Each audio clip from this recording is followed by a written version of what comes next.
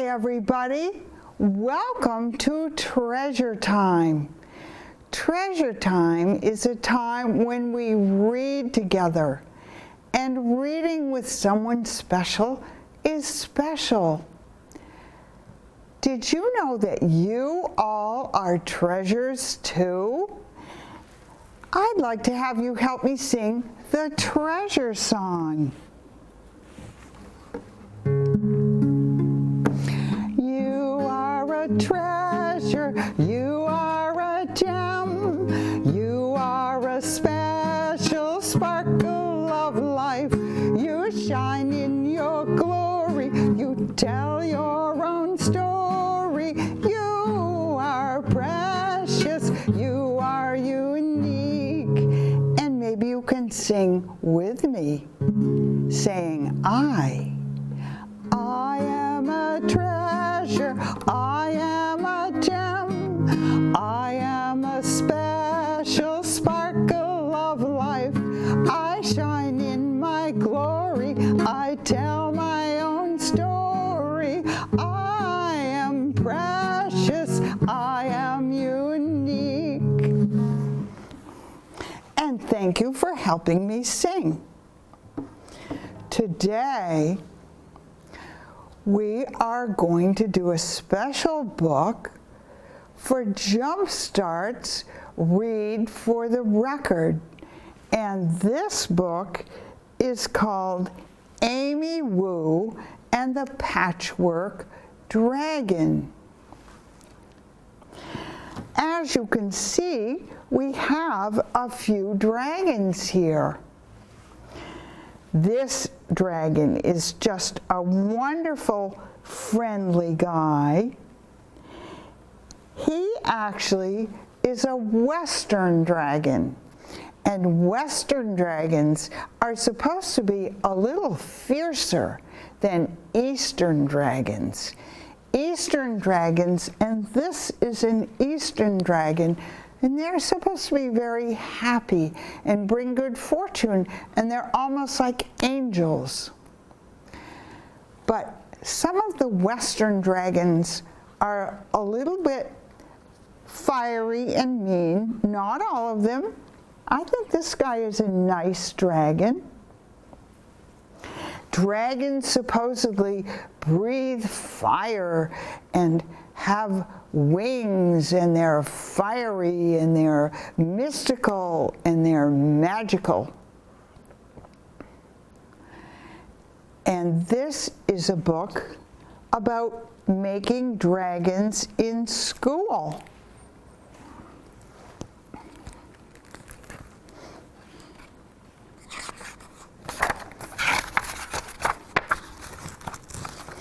Amy Wu and the Patchwork Dragon by Kat Zhang, illustrated by Charlene Shu. During story time, Miss Mary reads Amy's class a book about dragons. Dragons that hoard treasure, dragons that blow fire, dragons that fight knights in gleaming armor. Afterward, she tells everyone to make their own dragons. Make them special, she says. Make them yours. Sam draws a dragon with enormous teeth. He crafts the wings from postage stamps. Willa sculpts a dragon with a big fat belly.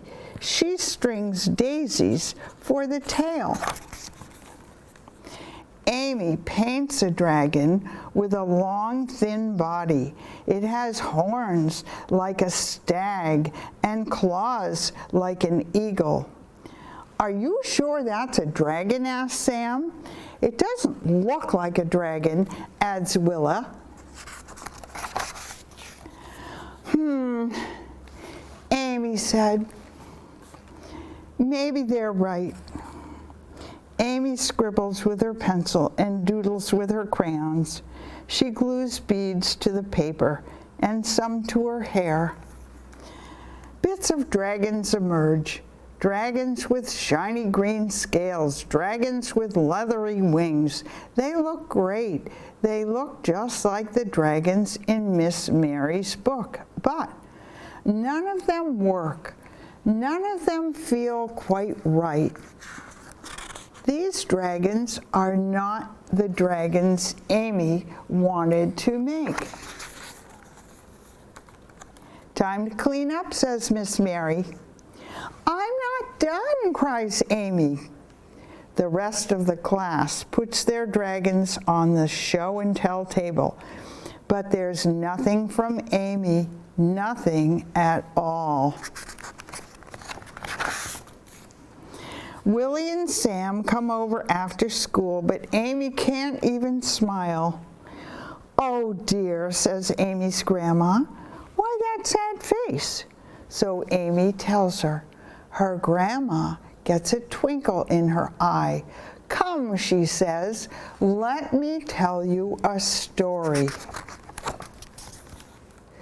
She tells them about dragons that bring down the rain, dragons that are wise and just, dragons that fly without wings. Amy runs to the attic. She remembers where she got the idea for her dragon. She pulls out something red and yellow, something with a big fat snout and a golden horns. A dragon, gasp Sam and Willie. A dragon, agrees Amy. Amy's grandma puts on the costume's head and Amy puts on the tail. Maybe you can bring it to school, says Sam. Together they dance down the attic steps and roar through the house.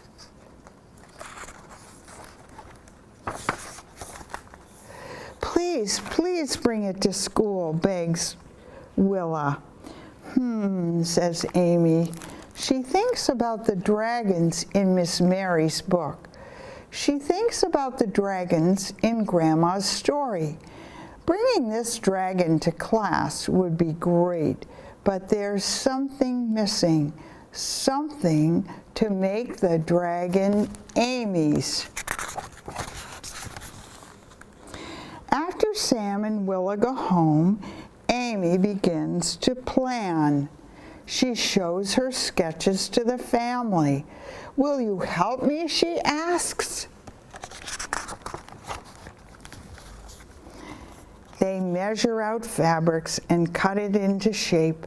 They carve a cardboard frame and fasten the cloth. Amy knots together 3 silk scarves. Then she adds some beads and some glitter and a little more glitter just because. Ready? asks Grandma. Amy takes a deep breath. Ready, she says. Amy comes to school with a big paper bag. The other children gather around. Is it your dragon? asked Willa. Show us, said Sam. Amy puts on the dragon's head. She invites Willa and Sam beneath the dragon's tail. Together they dance through the classroom and roar between the desks. Everybody cheers. Miss Mary laughs so hard she can't even breathe. Amy's dragon is red and yellow. It has a big fat snout and golden horns. It has enormous green wings and a tail of 3 silk scarves and beads and glitter, lots of glitter. It works splendidly. It feels just right. It is exactly the dragon that Amy wanted to make.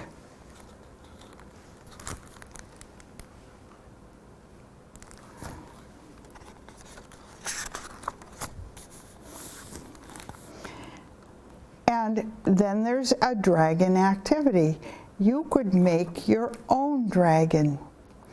This is an Eastern dragon that I was talking about. The Eastern dragon is a symbol of good luck and strength in many cultures. It usually has a long, thin body and no wings. Its horns look like stag antlers, and its claws look like eagle's claws. Its body is covered in scales. Eastern dragons come in many different colors and can have a wide range of magical powers. Often they are very intelligent. And then we have a Western dragon with 4 legs, big leathery wings, and their bodies are covered in scales. But they often breathe fire. And they tend to be sometimes greedy and love treasure. And their horns are sharp and pointy, and their claws are like lizard claws.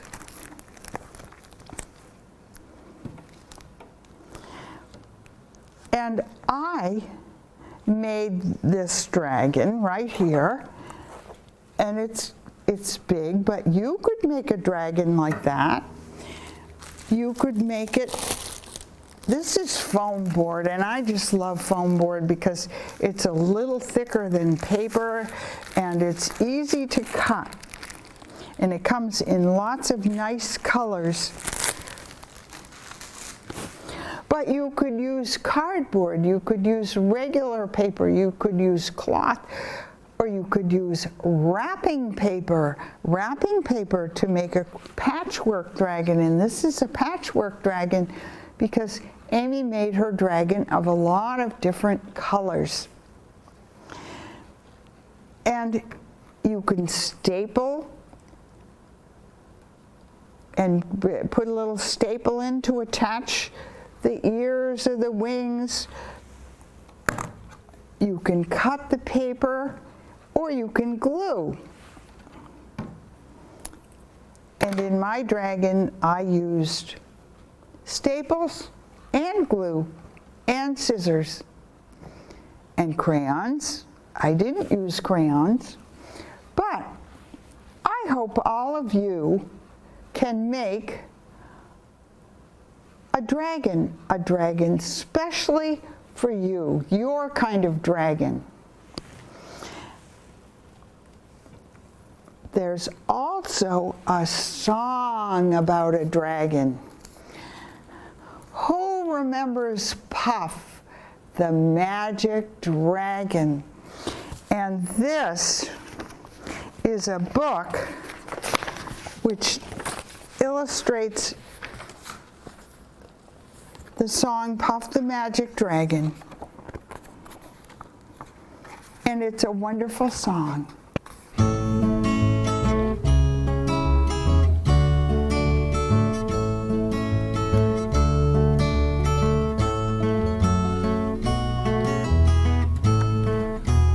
Puff the magic dragon lived by the sea and frolicked in the autumn mist in a land called Honolulu. Little Jackie Paper loved that rascal Puff and brought him strings and sealing wax and other fancy stuff. Oh, Puff the magic dragon lived by the sea and frolicked in the autumn mist in a land called Honolulu. Puff the magic dragon lived by the sea and frolicked in the autumn mist in a land called Honolulu.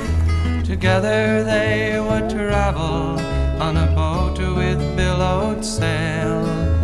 Jackie kept a lookout perched on Puff's gigantic tail.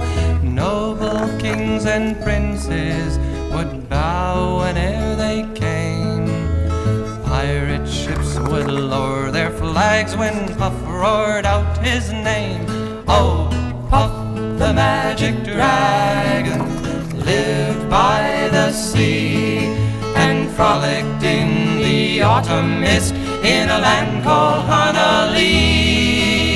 Puff the magic dragon lived by the sea and frolicked in the autumn mist in a land called Honolulu. A dragon lives forever, but not so little boys. Painted wings and giant's rings make way for other toys.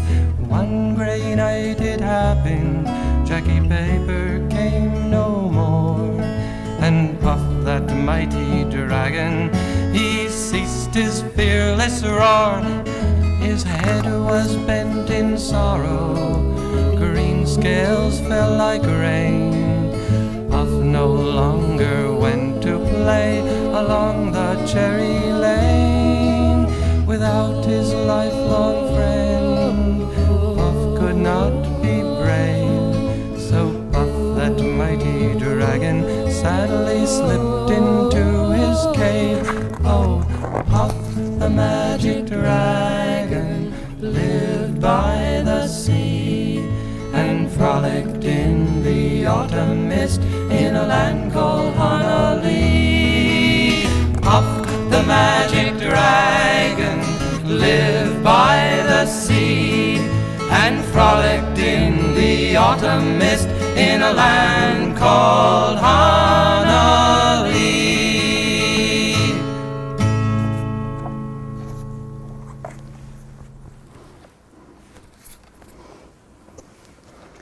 So I hope that you can make a dragon or find a dragon, and if you ever meet a dragon, I hope he's a friendly one.